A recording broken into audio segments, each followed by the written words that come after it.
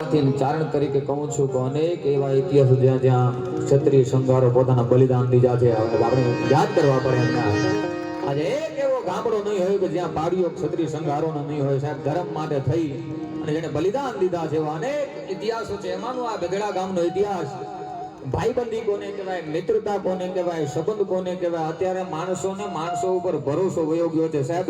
એ સમય ધલ તમાચીને એક ભરોસો હતો કે જો મારી બાજુમાં બેદર સમજી સંઘાર હશે ને તો મને કોના બાપની તેવડ છે કે ઊંડી આંચ કરી શકે છે, આંખ ઊંચી કરી શકે. એવી મિત્રતા, એવા મરદા ભાઈબંધોની આ ભૂમિ છે. અને એમાં જ્યારે જ્યારે જરૂર પડી આ ધર્મ માટે થઈને પોતાના મર્દાનગીને એમ કહેવાય છે કે મર્દાનગીના મૂળની અને પૂરાય આખી પોથી સાહેબ.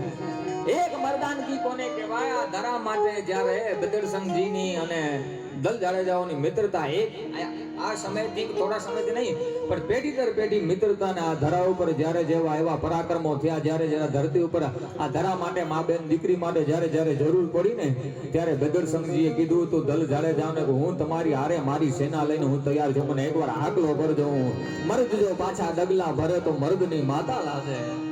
અને એમાં સંઘારોની સેનાના મોવડી હતા બદરસંગજી. અને જામોતર છે ને, જામોતર બિરુદ મળ્યું છે. એ જામોતર એટલે મોટાઈ કહેવાય સાહેબ.